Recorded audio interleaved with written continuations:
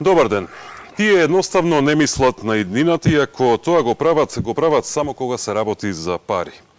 Манијачката одговорност кон сопствениот финансиски бенефит ги неутрализира сите други одговорности, а кон татковината и народот чувствуваат само одбојности и презир. Ова е дел од колумната насловена "Одговорност" од крајот на јули минатата година на мојот денешен соговорник, ликовниот уметник Ацо Станковски. Добар ден, добре дојавте. Добар ден, најдов. Пред една година сте детектирали дека сегашната власт има чувство на одбојност и презир кон сопствениот народ и татковина. Сега, една година подоцна. Сметате ли дека сте ја погодиле мерката во текстот? Сте биле премногу нежни или можеби сте претерали? Па, ова е врз база на нивните претходни владења. Значи, тие беа во два наврати на власт, во изминативе 27 години, ова им е трет пат, и гледаме дека ништо не се променило, туку напротив се влошило. Така да ова стои, мислам, ова е елаборирана ситуација. Сега имаме повторување на нешто што се случуваше во 90-тите, средината на 90-тите, кога го менуваа знамето и името. И истата процедура со тоа што нема никакви гаранции дека ќе има фидбек. А и што ќе ни е фидбек кога ќе изгубиме душата, нели?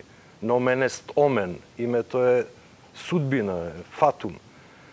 Кога ќе се изгуби името, се губи она аксиолошка окосница врз која се базира еден онтос, една екзистенција, една ментална, свесна, да речеме, духовна екзистенција.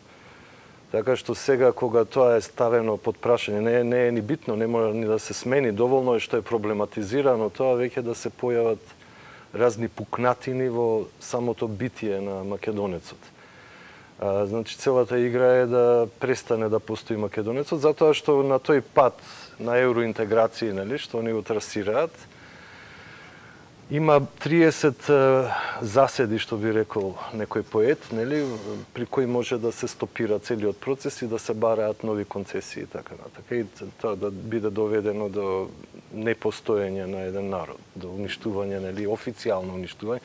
Тој нема да биде реално, суштински уништен, но штетата ќе биде толку голема што сите овие 27 години и претходни уште 40 години од Асном, нели, до самостојноста ќе бидат едноставно фрлени во вода и сето тоа ќе треба поново да се изработува. Но понекогаш е добро да се почне од нула. Све да се уништи и ново све да се направи. Во тој смисол. Затоа што имаме многу грешки и многу ситуации кои не девалвираат и не деградираат. Искористам уште еден сегмент од таа иста ваша колумна. Велите, тие што сега повторно ја узурпираат власта наспроти народната волја и со бесстрамни манипулации, кои до пред некое време го обвинуваа ВМРО ДПМН за врховизам и за пробугарски ставови. Денес, каков парадокс, одеднаш им го продаваат македонското име на грците, а со бугарите се сшти народ. Некој сега би ви одговорил, па добро, тоа е лидерство и визионерство. Па не знам какво лидерство и визионерство е тоа. И некој што сака да изврши суицид има некоја водилка, нели, некој мотив што го тера на тоа. Некој што сака да изврши геноцид исто така има некој лидерство и визионерство. Но тоа е темно и морбидно, така. И Хитлер беше визионер, и Сталин, и Мао, и Мусолини, и Пол Пот, така, беше визионер. Имаше некоја идеја, но таа идеја беше драконска и тиранска. Така да милиони луѓе пострадуваат понекогаш од одредена идеја. Така што ова нивно визионерство и лидерство, тоа можете да го врзете на мачката за опаш, што би рекле нашите северни браќа горе. Два договора и еден закон го одбележа владењето на Заево изминатава година, значи договорот за пријателство со Бугарија, законот за двојазичност и последниот договорот за промена на името, кој што го склучивме со Грција. Што ќе биде крајниот производ по евентуално нивната целосна имплементација? Па мислам дека веќе имаме една тешка десолуција. Оваа криза што сега ќе почне, а веќе е почната, ќе биде многу поголема од онаа од пред неколку години.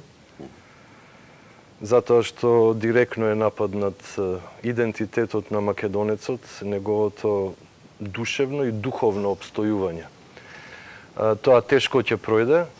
Значи, до сега имаше некоја млакост во опозиционите реакции, некое тактизирање, освен оние што беа партиски неврзани патриотски организации кои одма почнаа да функционираат во смисол на непокор, во смисол на отпор.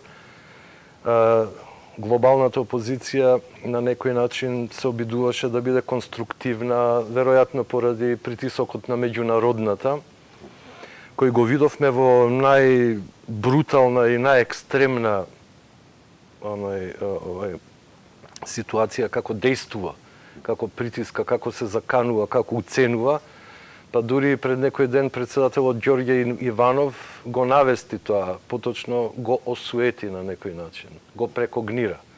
Затоа што веќе има искуство со тоа. Кога дојде Хојти, нели, со сите тие закани, баш кај имаше цел еден талас од меѓународната, кој почна со Хан, па Могерини, па... Значи, гледаме дека всушност се работи за една организација која е мрачна, тоа е длабоката држава, нели, која се обидува да ги освои оние пунктови кои мисли дека се вариабилни, кои не се до крај дефинирани на нејзин бенефит, и сега ова е обид да се прикова Македонија, да се закова на крстот македонецот, нели, по кој знае кој пат, веќе во овие неколку стотици години кои откако постои, нели, овој нововековен тип на отпор, еве да речеме од 17 век, од Карпошовото востание, кое е историски забележано, до сега имало десетици, ако не и стотици востанија, помали или поголеми, и сега повторно кои биле неуспешни поради отсуство на вистинско сојузништво или немање на добри околности за изведување на некој апрайзинг кој би бил од бенефит, нели, за македонскиот народ во смисол создавање држава. И секако Илинденското востание, кое е пропаднато востание, лузерско востание, но остави некоја херојска трага, па ние како народ се врзуваме за сите наши епопеи. Да не зборам за резултатите од Балканските војни или граѓанската војна у Грција, која беше и двата моментума се пропратени со геноцид врз македонците во тој дел од Македонија, врз македонците од Беломорска Македонија.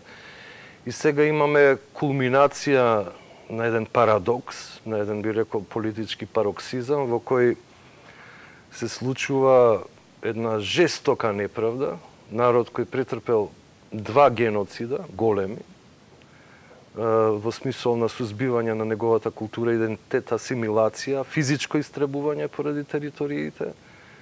И сега одеднаш тој народ треба да не да ја свитка кичмата, него да ја врже во чвор кичмата и да го прифати она што е сервирано од страна на таа хегемонија локална, да речеме, но пред се од хегемонот кој владее се уште со западната цивилизација и кој ги диктира условите. Така да грците можеби би можеле да живеат во еден паралелен свет. Едноставно би имало табу на тоа прашање. Секогаш има табуа на одредени прашања и во животот, и во општествениот, колективниот живот или политиката, но ова дури и нив ги вознемири на некој начин, ги вознемири нивните проекции.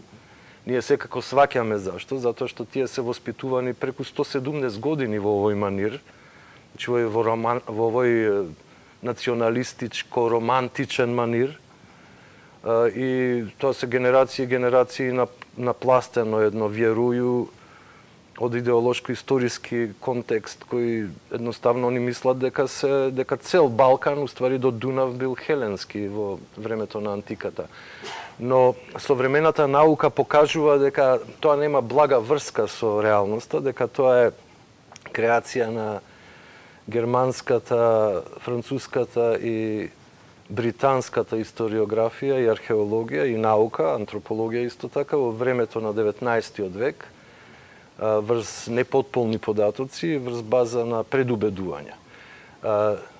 Подобро би било нашиве, да речеме, големци, политички водачи кои имаат сила на одлучување, да прочитаат некои книги од антиката, значи од автори кои веќе делувале во тоа време, за да ја видат таа не само културна и културолошка дистинкција помеѓу хелените и македонците, туку и расната дистинкција, каде што еден римски историчар Квинти Курци Руф пишува, вика, и кога се бореа меѓу себе македонците и грците, се бореа со огромна жестина и омраза, зашто не беа само различни во јазикот и во културата и во традицијата, туку беа и расно различни.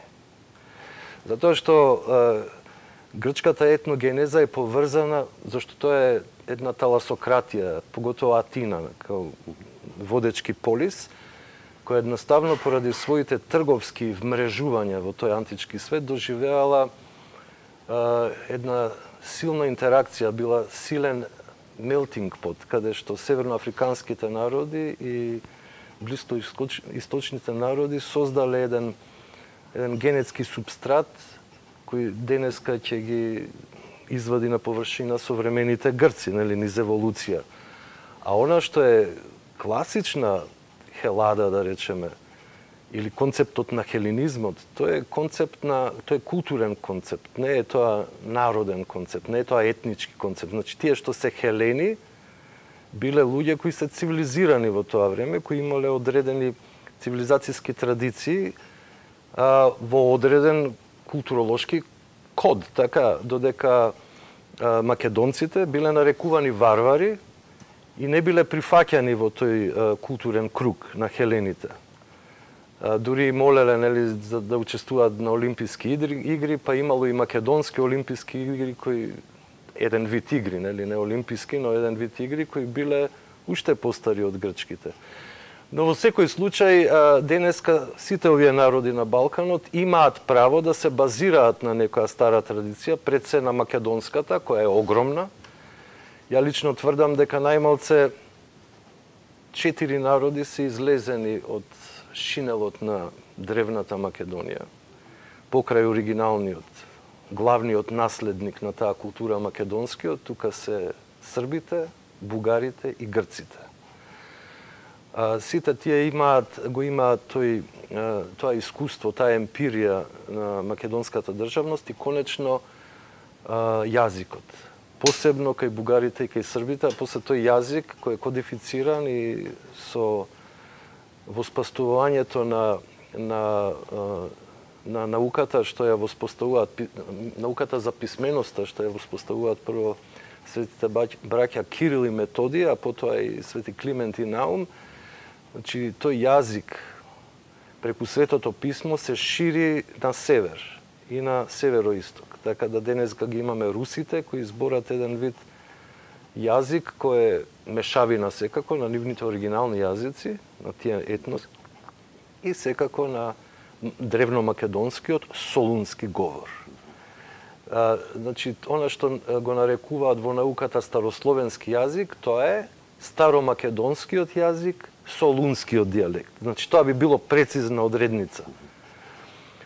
Исто така, многу научници покажуваат, многу битни научници, и тоа би рекол во последниве 500 години. Ние не треба да ги согледуваме само оние 19 вековни западни научници од типот на германските, британските и француските научници, туку треба да се осврнеме на оние научници што работеле последните неколку века и тука ќе видиме дека нема никакво значајно доселување на словените. Значи, онаа теорија на Острогорски, тоест теоријата на Дройзен и германската или скандинавската теорија е наполно денеска отфрлена.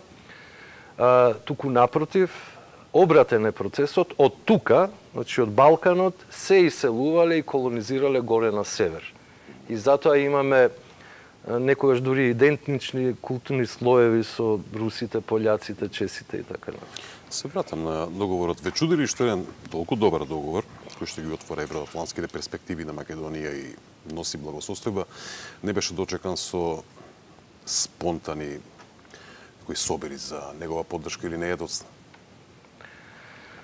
Па, мислам дека тоа беше уште еден нокаут од оние нокаути што ни ги приредува оваа, да кажем, ненародна власт.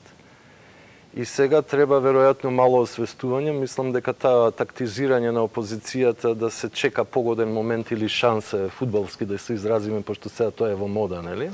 Со светското првенство.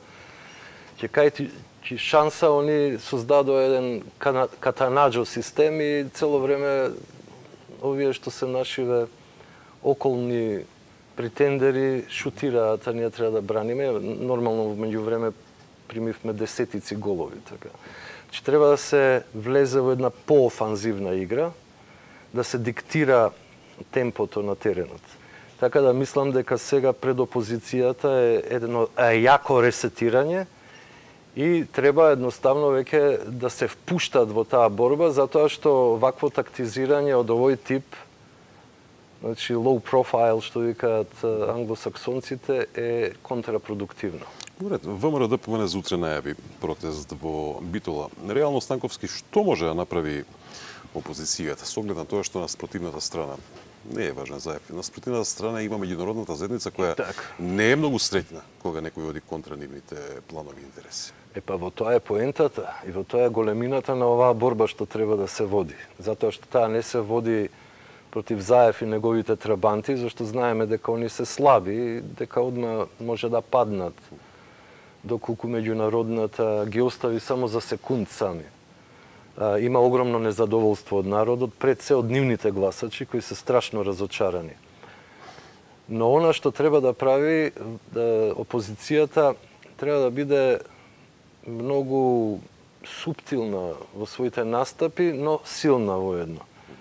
Значи, да се покаже народното незадоволство и со сите, како што рече господинот Мицковски, кој полека се профилира во вистински лидер, му треба време секако, зашто луѓето треба да го запознаат и да се асоцираат со него. Но го гледам неговиот, како што он вика, пркос или непокор. И тоа може да дојде до израз доколку темпото стане многу позачестено и доколку веќе почнува да се блокира системот на државата. И тоа би било добро за да се покаже колку ствари народот е незадоволен и тоа масовно излегување и спротивставување веќе ќе даде знаци. Може исто така да се повлечат од парламентот и да предизвикаат парламентарна криза, тоа би било исто добар потез. Но ќе видиме, они знаат најдобро, затоа што они се секојдневно со таа ситуација соочени. Дали на поддржувачите на договорот во земјава ќе им, условно речено, помогне ако ја слушнат или ако ја прочитаат вчерашната изјава на грчкиот премиер Ципрас, кој вели дека со договорот Грција всушност не дела ништо, а зела се. Понатаму Ципрас вели дека едно е националност, а друго е државјанство, тоа зашто ние никако не може да заговориме во Македонија и финално дека Грција нема да признае македонска нација. Па еве, тука има два момента со кои нашата влада се фали, ако е предмет на критика на грчките, да речеме, десничари на опозицијата. А тоа е името на јазикот и националноста, која е поделена, нели? Има националност на Северна Македонија и македонско државјанство, кој они никако не може да го дерогираат, затоа што тоа е веќе воспоставено на таа конференција во Атина за етнички права. И е заведено 77 во ЮН.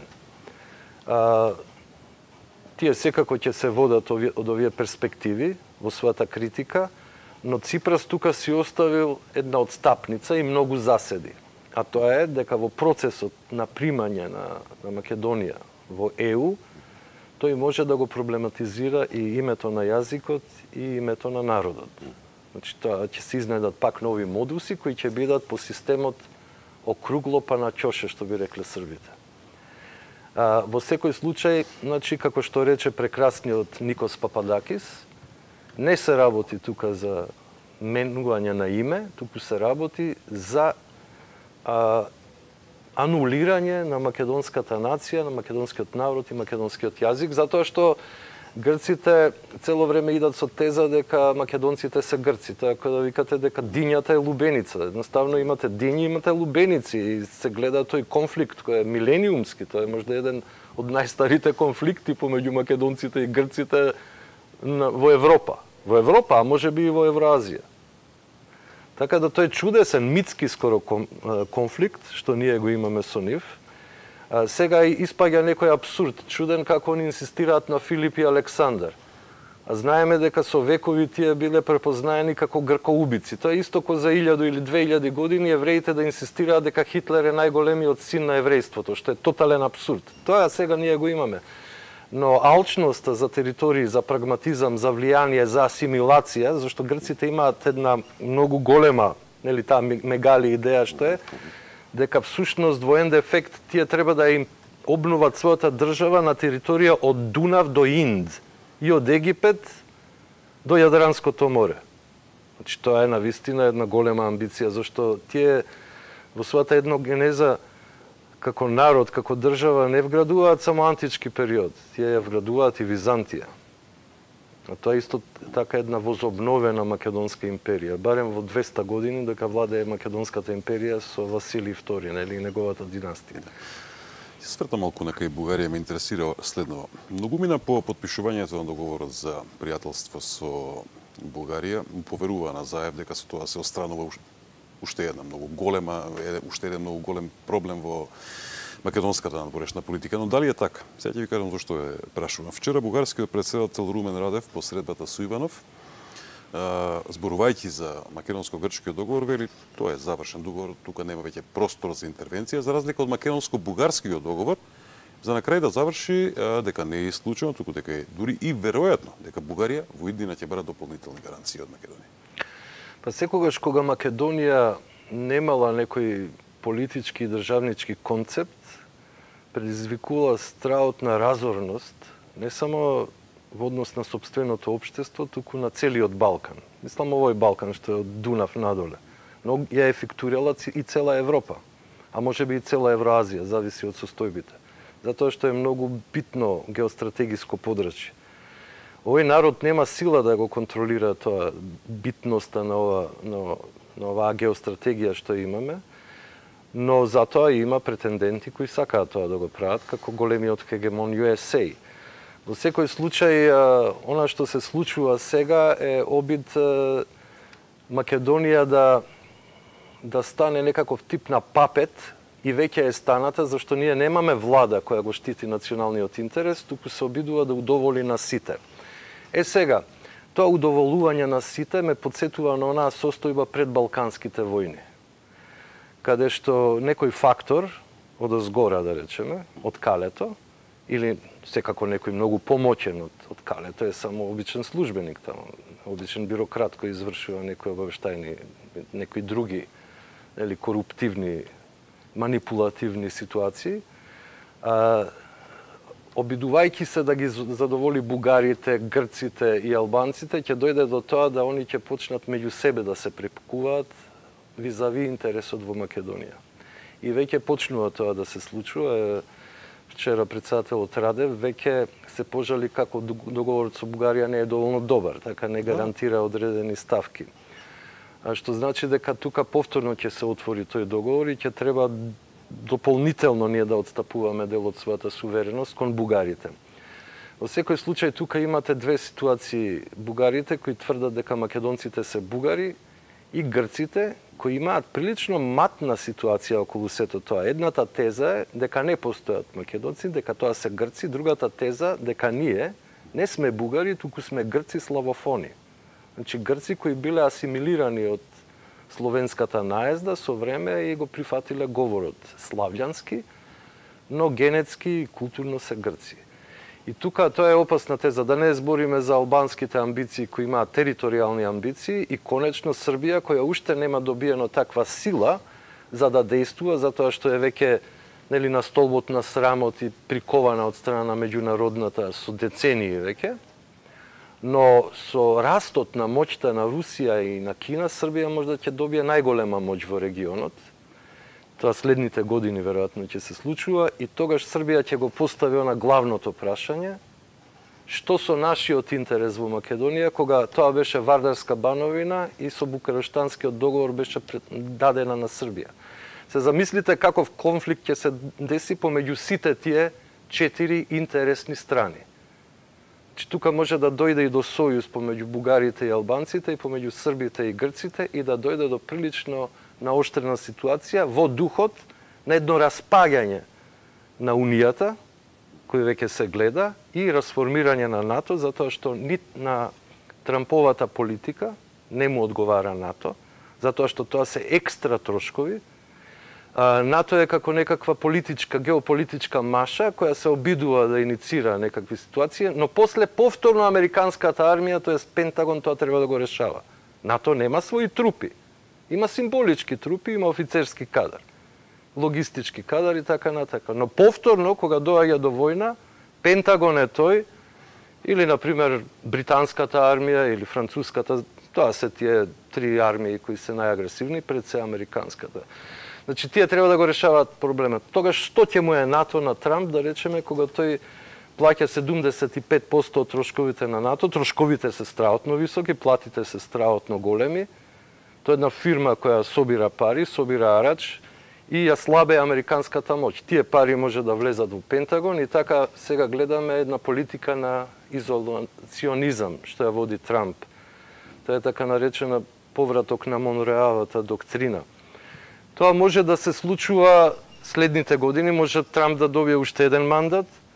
Веќе со оваа средба со Ким он доби страотен ветар во грбот, веќе ќе спласнат тие напади врз него, спорадични, нели, на домашна сцена.